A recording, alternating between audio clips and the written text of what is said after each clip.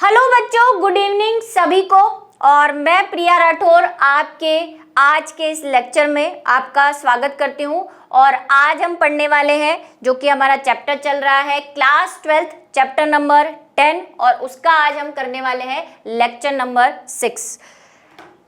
जल्दी है, ये चैप्टर भी खत्म होने वाला है, 1-2 लेक्चर और लगेंगे और छोटा सा एक चैप्टर था तो जल्दी खत्म हो जाएगा। चैप्टर फ्लो इसका कुछ ऐसा है जो आप देख ही चुके हैं। लेक्चर फ्लो आज का जो हमारा टॉपिक है वो रहेगा बायोगैस के उत्पादन में सूक्ष्म जीव कैसे काम आते हैं, वो देखेंगे हम, जो कि हमने लास्ट में थोड़ा सा एक टॉपिक पढ़ा था। बायोगैस संयंत्र क्या होते हैं, यानी कि जो प्लांट्स हैं वो कैसे लगाए जाते हैं इसको उत्पादित करने के लिए, उसके बारे में पढ़ेंगे। बायोगैस और बायोगैस संयंत्र के लाभ देख लेंगे कि बायोगैस क्यों बना रहे हैं हम, क्या काम है हमें बायोगैस बनाने का, और उसके साथ और भी कुछ इंटरेस्टिंग फैक्ट्स। ठीक है, चलिए शुरू करते हैं। तो बायोगैस उत्पादन में सूक्ष्म जीव, थोड़ा सा लास्ट लेक्चर अगर आपको याद आ रहा हो तो हमने वहां पे पढ़ा था कि सूक्ष्म जीव जो होते हैं उनसे हम वाहित मल जो है वो उसको साफ करते हैं, सीवेज को जो है अच्छी तरह से ट्रीट करके पानी को साफ करते हैं। वहां पे हमने नाम पढ़ा था बायोगैस का कि इनसे कुछ अलग अलग प्रकार की गैसेस भी सिक्रीट होती है उस प्रक्रिया में, जिसमें कि जनरली हम कहते हैं कि मीथेन जो है वो एक इम्पॉर्टेंट गैस है और इसी गैसों को हम यूज कर सकते हैं किसी अदर पर्पस से, यानी कि ईंधन के रूप में या फ्यूल के रूप में।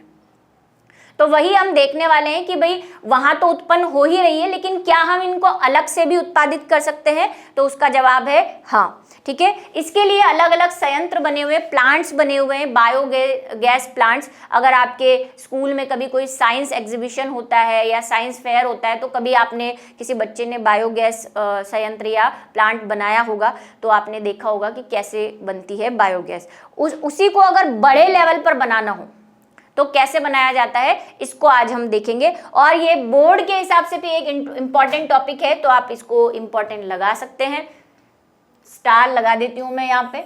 वाहित मल के साथ साथ ये भी एक इम्पॉर्टेंट टॉपिक है कि बायोगैस में सूक्ष्म जीवों का यानी माइक्रो ऑर्गेनिज्म का क्या काम होता है। बायोगैस एक प्रकार से गैसों जिसमें मुख्यतः मीथेन शामिल है, अभी जस्ट मैंने कहा कि भाई मेनली इसमें क्या है, मीथेन गैस जो है उसका बड़ा योगदान है, का मिश्रण है जो सूक्ष्म जीवी सक्रियता द्वारा उत्पन्न होती है। रोल किसका है इंपॉर्टेंट, सूक्ष्म जीवों का, माइक्रो ऑर्गेनिज्म का। ठीक है, वृद्धि तथा उपापचय के दौरान सूक्ष्म जीव विभिन्न किस्मों के गैसीय अंतिम उत्पाद उत्पन्न करती है। जो गैस उत्पन्न होती है वह सूक्ष्म जीवों द्वारा खपत किए गए कार्बनिक पदार्थों पर निर्भर करती है। ठीक है, हमने वाहित मल वाला पढ़ा था, यानी सीवेज ट्रीटमेंट वाला पढ़ा था। वहां पे हमने देखा था कि जो सूक्ष्म जीव होते हैं, जो माइक्रो ऑर्गेनिज्म होते हैं,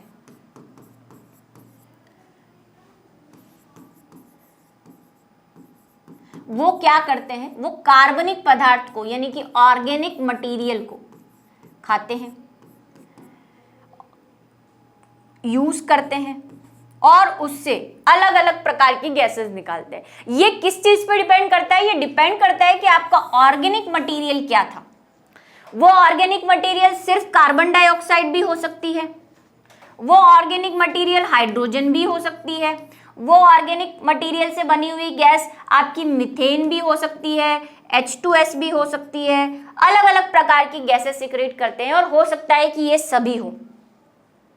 ठीक है, तो डिपेंड क्या करता है कि जो माइक्रो ऑर्गेनिज्म है वो किस कार्बनिक पदार्थ को खा रहा है। कार्बनिक पदार्थ इन द सेंस कि वही जो आपके कार्बोहाइड्रेट हैं, वसा है, प्रोटीन है, अमीनो एसिड्स हैं, वो सब कार्बनिक पदार्थ में आते हैं। ये हमने कल जो है डिस्कस किया था कि ह्यूमन और लिविंग ऑर्गेनिज्म में मेनली जो है वो ऑर्गेनिक मटेरियल होते हैं। ठीक है, तो ये उस पर डिपेंड करेगा कि भाई किसको खा रहा है वो और कौन से प्रकार का जो है ये माइक्रो ऑर्गेनिज्म है, दोनों चीजों पे डिपेंड करता है। ठीक है, कुछ बैक्टीरिया जो सेल्यूलोजीय पदार्थों का अवायवीय रूप से उगते हैं, वह CO2 तथा H2 के साथ साथ बड़ी मात्रा में मीथेन भी उत्पन्न करते हैं। अब कुछ ऐसे माइक्रो ऑर्गेनिज्म है, भाई हमने कहा कि ये डिपेंड करेगा कि आप कौन सा कार्बनिक पदार्थ वो खा रहा है, ऑर्गेनिक मटेरियल, और वो माइक्रो ऑर्गेनिज्म है क्या, वो फंजाई है, वो एल्गी है, वो बैक्टीरिया है, वो क्या है, उस पर डिपेंड करेगा। तो कुछ ऐसे बैक्टीरिया होते हैं जो कार्बनिक मटेरियल की फॉर्म में सेल्यूलोज को खाते हैं। सेल्यूलोजीय पदार्थ का मतलब वही कि सेल्यूलोज खाते हैं। सेल्यूलोज कहाँ होता है? जनरली प्लांट के अंदर, लकड़ी के अंदर, है ना। प्लांट्स का मैक्सिमम पोर्शन जो है, कोशिका भित्ति जो है, सेल वॉल, वो सेल्यूलोज की बनी होती है। तो इनको खाने वाले कैसे होंगे? वो जनरली कैसे होते हैं? एनारोबिक होते हैं, अवायवीय होते हैं, ठीक, यानी कि बिना ऑक्सीजन के, ऑक्सीजन की एब्सेंट में क्या करते हैं? रेस्पिरेशन करते हैं।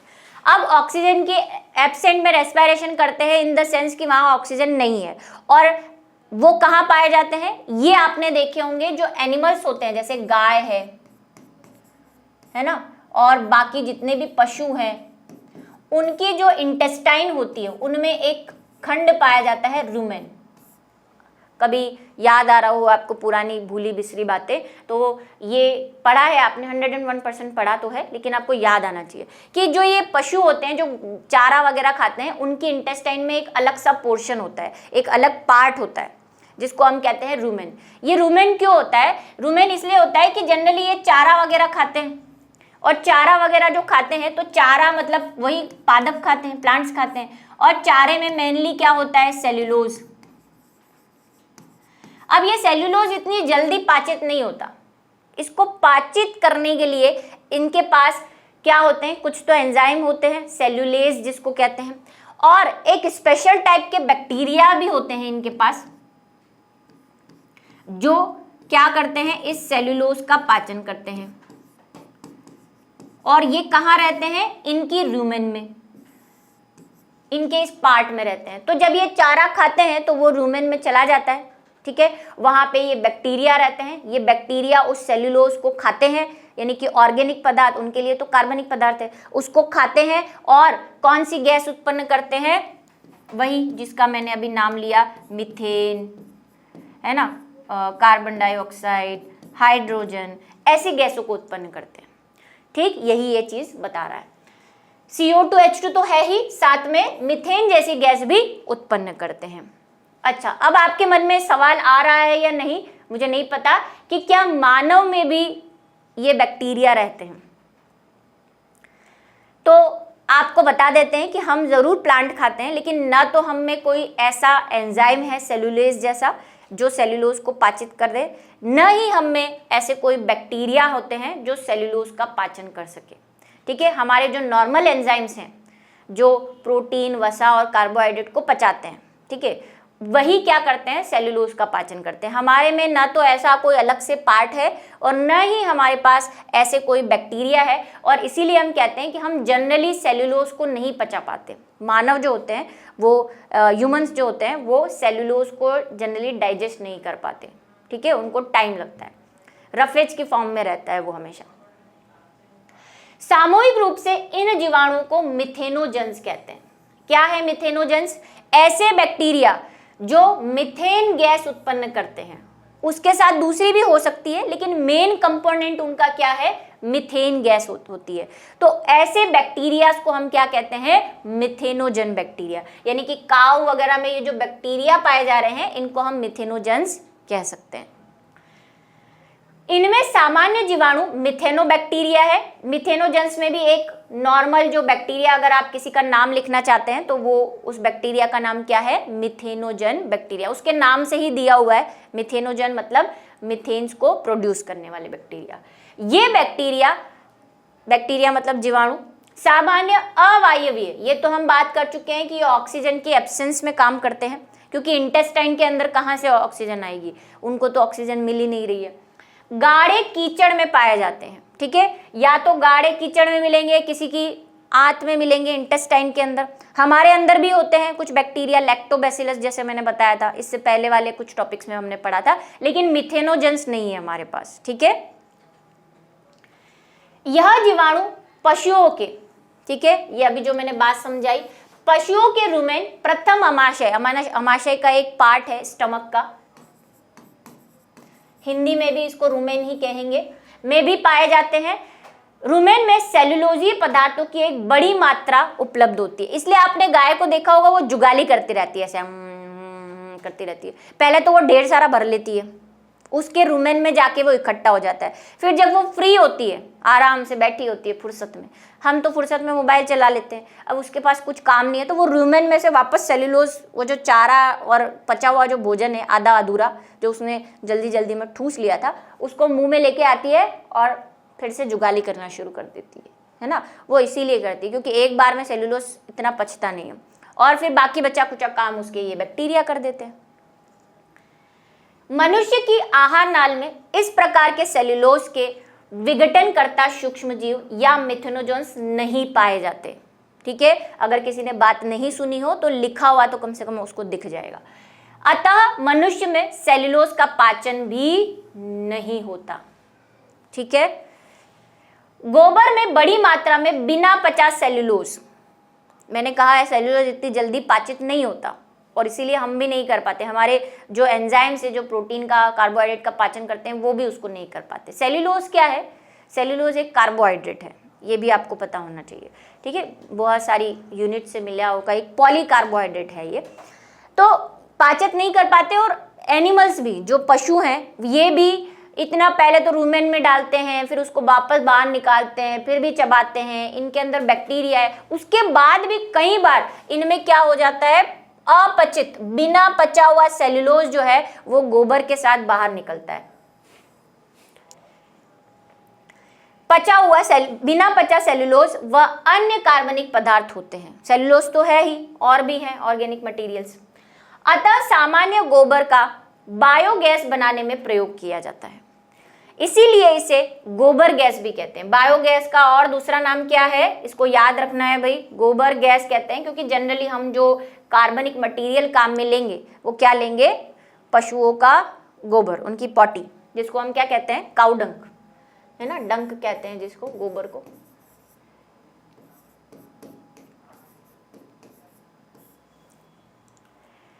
अब बात कर लेते हैं कैसे काम करता है बायो संयंत्र, यानी कि कहाँ होता है, कैसे होता है। तो छोटे तौर पर कई जगह अगर आपने देखा हो गांव वगैरह में, तो लोग जमीन में गड्ढा खोद के भी बायोगैस संयंत्र यानी कि बायोगैस प्लांट बनाते हैं।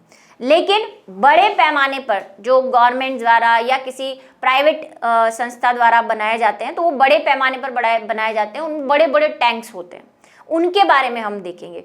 और जैसा कि मैंने कहा, कभी आपके स्कूल में कोई साइंस एग्जीबिशन लगा हो तो आपने देखा भी हो, बच्चे जो हैं वो बड़े बड़े बॉटल्स में उसको बनाकर लेकर भी आते हैं। ठीक है, बायोगैस संयंत्र में 10 से 15 फीट गहरा कंक्रीट का बना एक टैंक होता है। कंक्रीट मतलब वही सीमेंट, है ना, ऐसा एक टैंक है बड़ा सा। कितना बड़ा है ये, क्योंकि हम बड़े पैमाने पर बता रहे हैं। जैसा मैंने कहा, गाँव में तो गड्ढों में भी बनाते हैं, छोटे लेवल पर भी बनाते हैं, हम थोड़ा बड़ा वाला देख रहे हैं, जहाँ बड़े बड़े प्लांट्स होते हैं उनकी बात कर रहे हैं। इनमें अपशिष्ट एकत्रित किए जाते हैं। अब ये अपशिष्ट क्या है, ये अपशिष्ट हो सकते हैं आपके सब्जियों के छिलके,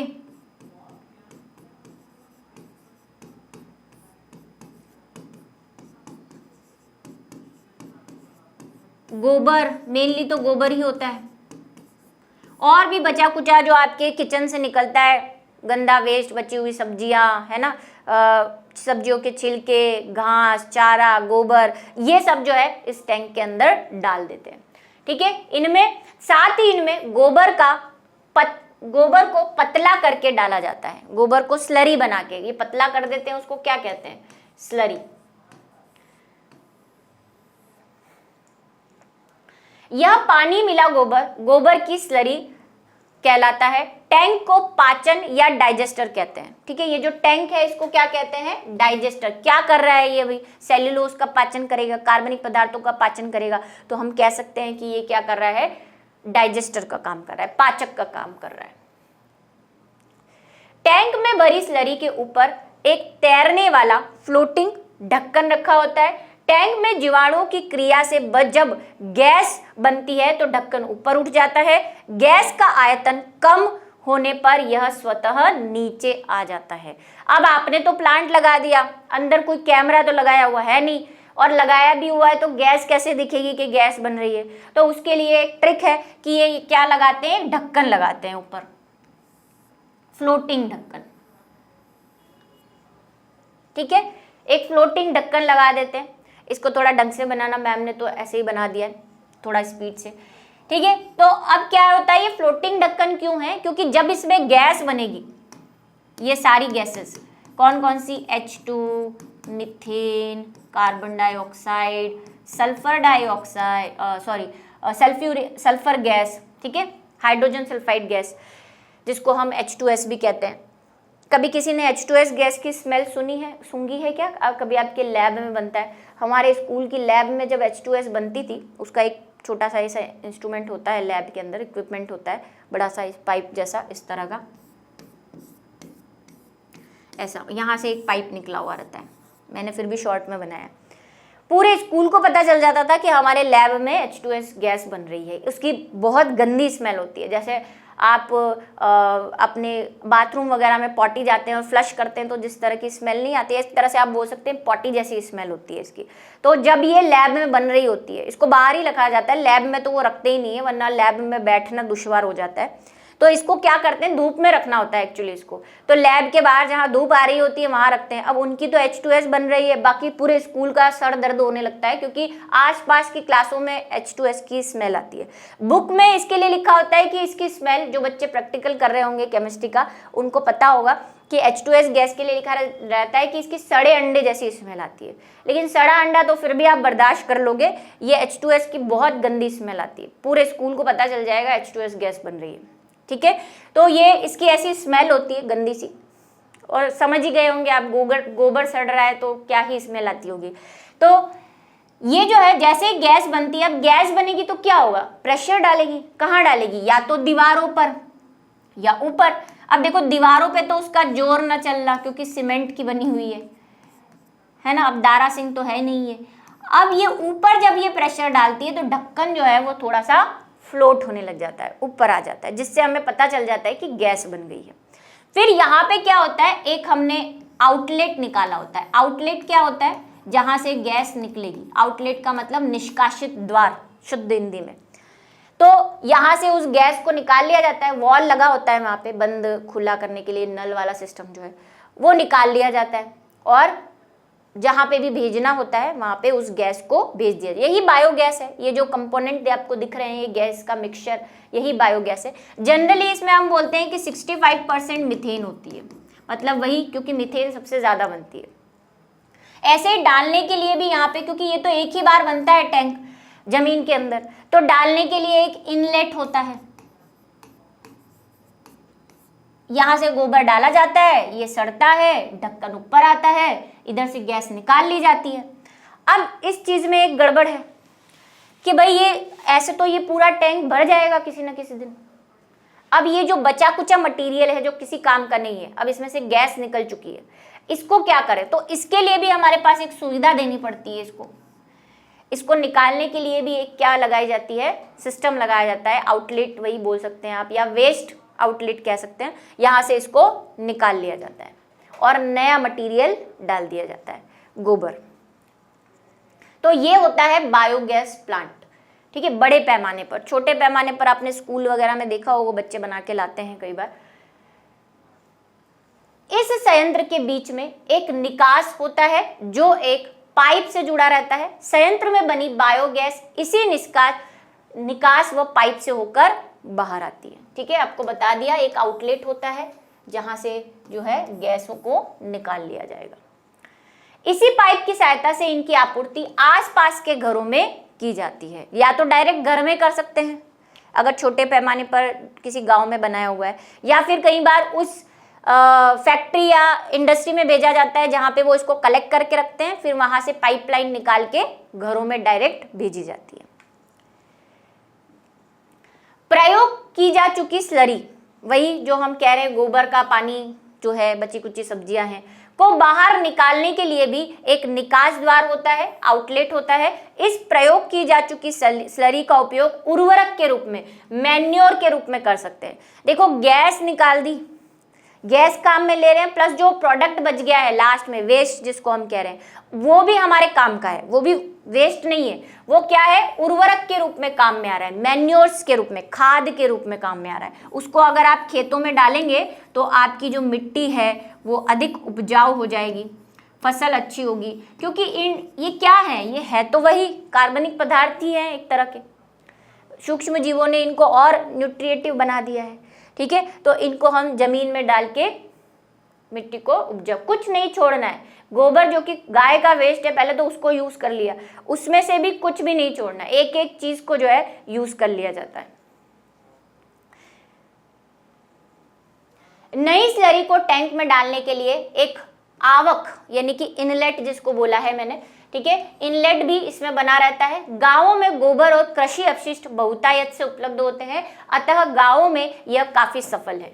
जैसा कि मैंने कहा, गांव वगैरह में ये ज़्यादा बनाए जाते हैं, सिटीज़ में तो गाय वगैरह कोई पालता नहीं है, सड़क पे ही गोबर कर देती है। अब ये आपकी चॉइस है कि आप उठा के लाना चाहते हो तो आप बनाओ, ठीक है। और जो बच्चे बनाते हैं वो कहीं ना कहीं से गोबर लेकर आते ही होंगे, तो आपकी चॉइस है। बायोगैस में 65% मिथेन होती है, ये बात भी मैंने वहाँ लिख दी थी कि कितने परसेंट मिथेन है इसमें, 65%। उसके अलावा जो बाकी गैसेज हैं, कार्बन डाइऑक्साइड, H2S, है ना, ये सारी। ये आपका एनसीईआरटी का डायग्राम है जो डब्बा बना रखा है भाई। ये सीमेंटेड कंक्रीट का आपका क्या हो गया, वो कंटेनर हो गया है, इसमें स्लरी भरी हुई है और ये फ्लोटिंग ढक्कन है, ये वाला यहाँ से, ठीक है। जैसे ही गैस बनेगी तो ये ढक्कन ऊपर आ जाएगा, इसमें गैसेस के नाम लिखे हुए हैं, यहाँ पे मीथेन और कार्बन डाइऑक्साइड ही लिखी है और डैश डैश कर रखा है, वो आप पे छोड़ दिया है कि आप लिख लो, है ना, जगह नहीं थी इसलिए। तो हमें क्या लिखनी है, H2S लिखनी है, कार्बन डाइऑक्साइड लिखनी है, मीथेन लिखनी है, ठीक है, और अन्य गैसें ऐसे करके भी आप लिख सकते हैं। ढक्कन ऊपर आया, गैस को यहां से निकाल लिया जाएगा, तो ये हमारा हो गया आउटलेट। यहां से गोबर को डाला जाता है, इकट्ठा कर करके यहाँ पे डालते रहते हैं, तो यहां से ये नीचे चला जाता है, ये है इनलेट। और यहां से बचा कुचा मटेरियल जिसको हम कहते हैं स्लज कह सकते हैं या वेस्ट कह सकते हैं, ठीक है, बची हुई जो चीज़ है वो निकाल ली जाती है और फिर उसको क्या कर सकते हैं, और उसको खेतों में सप्लाई कर सकते हैं। और ये जो हमारा टैंक है उसको डाइजेस्टर कह ही रहे हैं, ये ढक्कन है, ठीक है। तो ये बायोगैस संयंत्र की बात आपने देखी और इतना ही था इसमें, छोटा सा टॉपिक है लेकिन इंपॉर्टेंट है, पूछने लायक बोर्ड के अंदर। अब बायोगैस संयंत्र जो है उसके लाभ क्या क्या है, बहुत इजी से लाभ है, ज़्यादा कोई रॉकेट साइंस है नहीं। पहला देख लेते हैं, बायोगैस का प्रयोग खाना बनाने हेतु गैस स्टोव में ईंधन के रूप में किया जाता है, इसीलिए तो बना रहे हैं, वहाँ से चूल्हों वगैरह को जलाने में इसको काम में ले सकते हैं। बायोगैस बिना धुएं के जलती है, अंत वायु प्रदूषण नहीं होता, धुआं नहीं होता इसमें, है ना। जैसे कि हमारा नॉर्मल गैस होता है उसमें भी धुआं नहीं होता, लेकिन कोयला जलाओगे तो आपको पता ही है बहुत धुआं होता है, तो उसके कंपैरिजन में तो ये बिना धुएं वाली गैस है, ज़्यादा ये धुआं नहीं करती, और धुआं नहीं होगा तो पॉल्यूशन नहीं होगा। बायोगैस का प्रयोग घर की व स्ट्रीट लाइट जलाने में भी किया जाता है ना। बायोगैस का उपयोग करके हम उसको इलेक्ट्रिसिटी में कन्वर्ट कर सकते हैं और उससे हम स्ट्रीट लाइट भी जला सकते हैं। प्रयोग की जा चुकी, या गैस वाले लाइट भी देखी है आपने, है ना। आप करंट में नहीं इसको कन्वर्ट करना चाहते हो तो आपने गैस वाले LED देखी है जो गैस से जलती है ना, उन वहाँ वाली लाइटों के लिए भी हम इसको क्या कर सकते हैं, यूज कर सकते हैं। प्रयोग की जा चुकी स्लरी अच्छी खाद, ये भी हमने देखा, जो हमने वहाँ देखा वही लिखना है, जो बायोगैस संयंत्र से नियमित रूप से मिलती रहती है। भाई वेस्ट तो निकल ही रहा है, उसको आप खेतों में डालो, जिसको आजकल हम बोलते हैं ऑर्गेनिक खेती, वो भी आने वाली है नेक्स्ट टॉपिक में। ऑर्गेनिक फार्मिंग जिसको कहते हैं, ऑर्गेनिक खेती, जैव खाद्य खेती, जिसमें ये ऐसे पदार्थ डाले जाते हैं, केमिकल्स नहीं डाले जाते। बायोगैस संयंत्र में कृषि अपशिष्ट गोबर का उचित प्रयोग हो जाता है, अतः सफाई बनाए रखने में मदद मिलती है। प्लस जो गाय गोबर कर रही है तबेले के अंदर, वो बदबू भी नहीं आएगी, उसको आप अच्छे से सफाई जो है वो कर पाओगे, कहीं फेंकने की जरूरत भी नहीं पड़ेगी, जाके उसको बायोगैस संयंत्र में डाल दो तो साफ सफाई भी बनी रहेगी। तो ये कुछ जो थे बायोगैस संयंत्र के लाभ थे, और इसी के साथ आज का हमारा जो टॉपिक है वो यहीं पे ख़त्म होता है। इसके बाद 1 या 2 लेक्चर होंगे, और इसमें हम सोच रही हूँ मैं इस बार आपको ऑब्जेक्टिव्स भी करा दूँ, तो 1 लेक्चर और शायद उसके बाद हम इस चैप्टर के ऑब्जेक्टिव कर लेंगे इस बार, क्वेश्चन आंसर पीछे वाले छोड़कर, क्योंकि बहुत मैंने आपसे पहले भी कहा है कि पीछे वाले क्वेश्चन जनरली पूरा चैप्टर का रिवीजन ही होते हैं। तो ऑब्जेक्टिव क्वेश्चंस करेंगे और देखते हैं क्या क्या बनते हैं इसमें ऑब्जेक्टिव क्वेश्चन और किस प्रकार के बनते हैं। तो मिलेंगे अगली क्लास में अगले टॉपिक के साथ।